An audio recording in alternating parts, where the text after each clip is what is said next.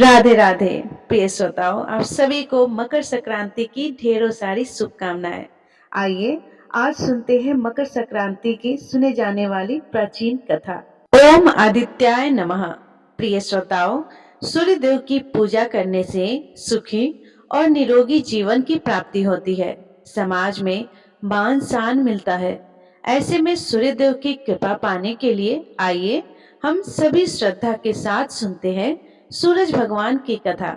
सूरज भगवान रोज उठते हैं और जग में प्रकाश देने चले जाते हैं।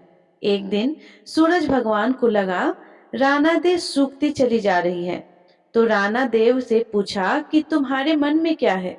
राना देव बोली, मेरे मन में खीर खांड के भोजन की इच्छा है। सूरज भगवान ने कहा, मांगा भी तो क्या मांगा, यह तो हम रोज ही खाते हैं।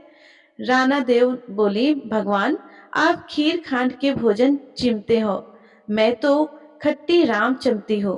भगवान बोले, राना दे तुम झूठ बोलती हो, एक जैसा भोजन मेरी माँ हमको देती है। तब राना दे बोली, सुबह आप मेरी थाली लेना, मुझे अपनी थाली देना। दूसरे दिन जीमते समय भगवान ने पानी के गिलास को टक्कर देकर गिरा दिया। तब माता जी बोली, तुम मत उठो, मैं दूसरा गिलास भर देती हूँ। माता जी गई, इतने में ही भगवान ने थालियां आपस में बदल ली।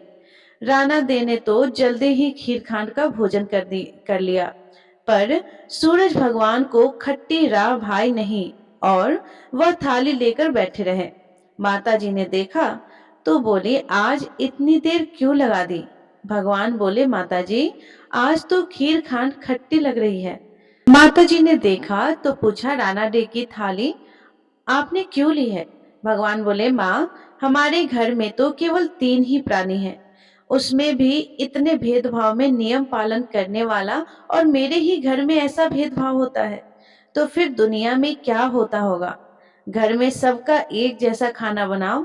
वहां से सूरज भगवान कुम्हार के घर गए और बोले, दो दो पेट की हांडी किस कुम्हार ने बनाई है। रतन कुम्हार को लगा आज तो भगवान आए हैं, माँ जी तो 1 टका देती थी और यह तो 2 टका देंगे। तब कुम्हार बोला, मैंने बनाई भगवान। भगवान बोले, आज के बाद 2 पेट हांडी के बनाए तो तेरे सहस्त्र पेट कर दूंगा। कुम्हार ने सुना तो बोला, भगवान लेकिन मेरा तो एक ही पेट भरना मुश्किल है, अगर हजारों पेट हो गए तो मैं क्या करूंगा। मैं अब 2 पेट की हांडी नहीं बनाऊंगा। इस तरह सूरज भगवान ने 2 भात मिटाई। सभी प्रेम से बोलिए, सूरज भगवान की जय। अब सुनिए दूसरी कहानी। एक बार एक ब्राह्मण देवता थे।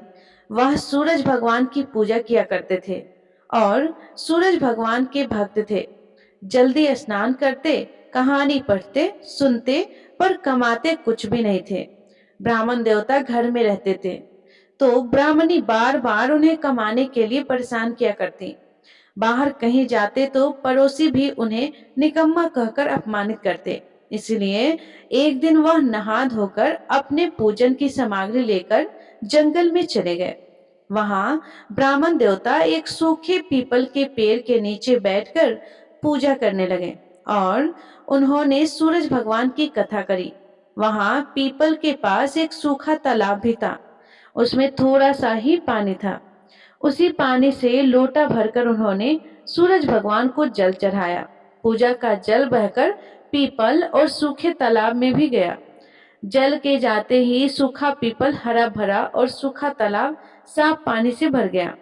उस जल में अब सूरज भगवान दिखाई देने लगे और कहने लगे, ब्राह्मण मांगो, क्या मांगते हो। ब्राह्मण देवता ने सुना तो घबरा गए। सोचने लगे कि यह पीपल कोई भूत तो नहीं है, रोज जब वह पूजा करते तभी आवाज आती है। सुन सुनकर वह चिंता के कारण दुबला होने लगे। उधर ब्राह्मणी भी ब्राह्मण देवता से मिलने कभी कभी जंगल जाती थी। उन्हें इस तरह कमजोर होता देखकर ब्राह्मणी ने उनसे पूछा, आप प्रतिदिन दुबले क्यों होते जा रहे हैं। तब ब्राह्मण देवता ने सारा हाल कह सुनाया। ब्राह्मणी ने कहा कि आपके बाद ही आवाज आती है ना, मुझे तो लगता है कि सूरज भगवान स्वयं आते हैं। इस बार जब आवाज आए तब तुम उनसे कुछ मांग लेना। ब्राह्मण देवता ने बोला, कैसे मांगू? ज्यादा कुछ कहोगी तो मैं सब भूल जाऊंगा। कोई ऐसा उपाय बताओ जिससे कम शब्दों में बहुत सा मिल जाए। ब्राह्मणी ने कहा, तुम इस तरह कहना, ना खांडे महल के अंदर सोने के पालने में पर पोतों को दास दासिया द्वारा खिलाते मैं अपनी आंखों से देखो। इस तरह लंबी उम्र, महल, बेटे, पोते, पर पोते और धन संपत्ति सब कुछ मिल जाएगा। क्योंकि जब धन होगा तभी तो सोने का पालना, दास दासियां होंगे और आंखें घुटने सब ठीक होंगे। तभी तो पर पोते को सोने के पालने में झुला झुला सकेंगे और देख सकेंगे। इसके बाद ब्राह्मण देवता अगले दिन फिर जंगल में गए। पूजा की, जल का अर्घ दिया तो पूजा करने के बाद आवाज आई। अब की बार ब्राह्मण देवता ने वैसा ही कहा जैसा ब्राह्मणी ने समझाया था। सूरज भगवान ने कहा कि देखने में तो भोला लगता है, पर एक ही बार में सब कुछ मांग लिया। सूरज भगवान ने कहा, जा, तेरी इच्छा पूरी होगी। अब ब्राह्मण देवता जंगल से घर आए तो देखा कि उनकी टूटी हुई झोपड़ी की जगह एक नौखंडा महल खड़ा है। दास दासियां आते जाते दिख रहे हैं। ब्राह्मण ने उनसे कहा कि यहाँ तो मेरी झोपड़ी और बूढ़ी ब्राह्मणी थी, वो कहाँ गई? उस समय महल की खिड़की से एक सुंदर औरत गहनों और सुंदर वस्त्रों में सजी हुई बाहर आई और बाहर आकर बोली कि आ जाओ, यह अपना ही घर है। सूरज भगवान ने तुम्हारी मनोकामनाएं पूरी कर दी हैं। ब्राह्मण देवता ने कहा कि अरे भाग्यवान, हम इतने धन का क्या करेंगे? ब्राह्मण ने कहा, धन से क्या नहीं होता, दान पुण्य यज्ञ होम करेंगे। फिर ब्राह्मण ने वैसा ही किया। सभी लोग राजा की जगह ब्राह्मण देवता का गुणगान करने लगे। राजा ने यह सब सुनकर ब्राह्मण को बुलाया और पूछा कि कल तक तो आपको खाना भी नहीं मिलता था, आज अचानक यह धन कहाँ से आ गया है? कहाँ जाकर चोरी की है या कहाँ जाकर डाका डाला है? ब्राह्मण देवता ने कहा कि यह सब तो सूर्य भगवान की कृपा है और सारा हाल कह सुनाया। तब राजा ने कहा कि मेरे पुत्र नहीं है तो मुझे क्या करना चाहिए? ब्राह्मण देवता ने राजा को भी सूर्य भगवान की पूजा की विधि बतलाई। तब राजा ने वैसा ही किया और कुछ समय बाद उसके भी पुत्र हो गए। अब तो सभी लोग सूर्य भगवान की जय जय बोलने लगे। हे सूर्य भगवान, जैसे ब्राह्मण और राजा की मनोकामना आपने पूर्ण की, वैसे ही सबकी करना। कहानी कहने वाले की, कहानी सुनने वाले की और हुंकार भरने वाले की, सबकी मनोकामनाओं को पूर्ण करना। सभी प्रेम से बोलिए, सूर्य नारायण भगवान की जय। एक बार एक नगर में एक वृद्धा रहा करती थी। वह रविवार के नियम से घर आंगन को गोबर से लीप लिया करती थी, फिर भोजन तैयार करती और फिर सूर्य देव का भोग लगाने के बाद ही खुद भोजन किया करती। ऐसा व्रत करने से उनका घर धन्य धान्य से भरा रहता था। हरि की कृपा से घर में किसी भी प्रकार की कमी नहीं थी। घर में सब कुछ आनंद मंगल था। इसी तरह कुछ दिन बीत जाने पर वह पड़ोसन जिसकी गाय का गोबर वह वृद्धा लाया करती थी, वह विचार करने लगी कि यह बूढ़ी माई हमेशा मेरी गाय का गोबर ले जाती है। यह सोचकर एक दिन उसने अपनी गाय को घर के अंदर बांध लिया। फिर तो वह हर दिन ही अपनी गाय को घर के भीतर बांधना शुरू करने लगी। इधर गोबर ना मिलने पर बूढ़ी माई रविवार के दिन अपने घर को लीप नहीं पाई। इसीलिए ना उन्होंने भोजन बनाया और ना भगवान का भोग लगाया और ना ही खुद भोजन किया। इस तरह उन्होंने निराहार व्रत किया। सुबह से शाम, शाम से रात हो गई और वह बूढ़ी माई भूखी ही सो गई। फिर रात में भगवान ने उन्हें स्वप्न में दर्शन दिए और भोजन ना बनाने और भोग ना लगाने का कारण पूछा। तब बूढ़ी माई ने सूर्य देव को बतलाया कि गोबर ना मिलने के कारण आज वह भोजन नहीं बना सकी। तब भगवान भास्कर ने कहा कि माता, हम तुमको ऐसी गाय देंगे जिससे सभी इच्छाएं पूरी हो जाएगी, क्योंकि तुम हमेशा रविवार को गोबर से लीप कर फिर भोजन बनाती हो, भोग लगाकर ही खुद भोजन करती हो। इसीलिए मैं आपसे प्रसन्न होकर आपको वरदान देता हूँ। तब सपने में भगवान का यह वरदान पाकर जब बूढ़ी माई की आंख खुली तो देखा कि आंगन में तो एक बहुत सुंदर सा गाय और उसका बछड़ा बंधे हुए थे। गाय और बछड़े को देखकर वह खुश हो गई और घर के बाहर बांधकर उन्होंने खाने को चारा डाल दिया। इधर जब पड़ोसन ने बूढ़ी माई के घर के बाहर बहुत सुंदर गाय और बछड़े को देखा तो ईर्ष्या से प्रेरित होकर उसका हृदय जल उठा और जब उसने देखा कि गाय ने तो सोने को गोबर दिया है तो वह गाय का सोने का गोबर उठाकर ले गई और अपनी गाय के साधारण गोबर को उसकी जगह रख दिया। वह रोजाना ऐसा ही करती रही और इधर सीधी साधी बूढ़ी माई को कानों कान इसकी खबर तक नहीं थी।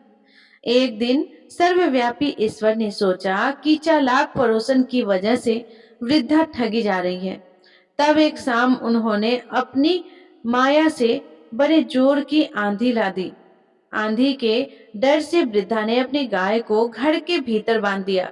जब गाय ने गोबर दिया तो वह हैरान रह गई।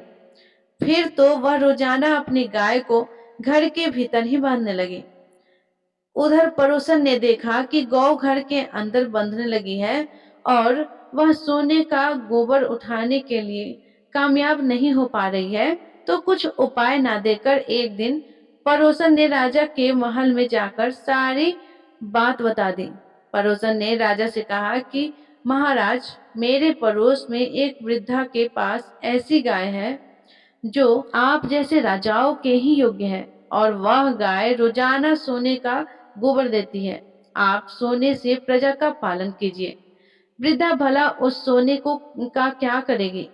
राजा ने यह बात सुनी तो सुनकर अपने दूतों को वृद्धा के घर जाकर गाय लाने की आज्ञा दी।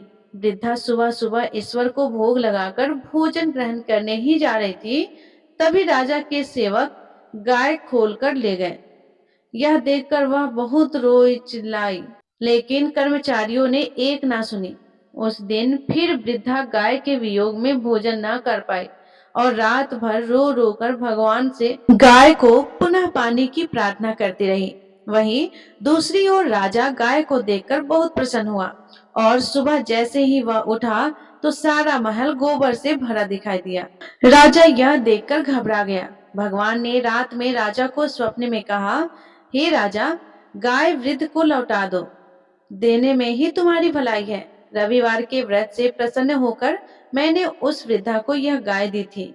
सुबह होते ही राजा ने वृद्धा को बुलाकर बहुत सारा धन देकर सम्मान सहित गाय और बछड़ा उसे वापस कर दिया। इसके साथ ही पड़ोसन को बुलाकर उचित दंड भी दिया। ऐसा करने से राजा के महल की गंदगी दूर हो गई और उस दिन राजा ने नगर वासियों को आदेश दिया और कि आप अपनी समस्त कामनाओं की पूर्ति के लिए वे सभी रविवार का व्रत रखा करें। और जब प्रजा ने रविवार व्रत का पालन करने को कहा, कथा का श्रवण किया तो उन सभी के घर में सुख, समृद्धि, धन के भंडार भर गए। तो सभी प्रेम से बोलिए सूर्य नारायण भगवान की जय। प्रिय श्रोताओ, ये थी मकर संक्रांति के दिन सुने जाने वाली पौराणिक कथा। यदि ये कथा आपको पसंद आई हो तो वीडियो को लाइक करके कमेंट बॉक्स में जय सूर्य नारायण भगवान जरूर लिखेगा। और यदि आप चैनल पे नए हैं तो चैनल को सब्सक्राइब करके बेल आइकन बटन को प्रेस जरूर कर लीजिएगा, क्योंकि जब भी मैं अपने चैनल पे कोई भी वीडियो अपलोड करूं, नए नए त्योहारों की कथा अपलोड करूं तो सबसे पहले आपके पास जाए। धन्यवाद। राधे राधे। जय श्री कृष्णा।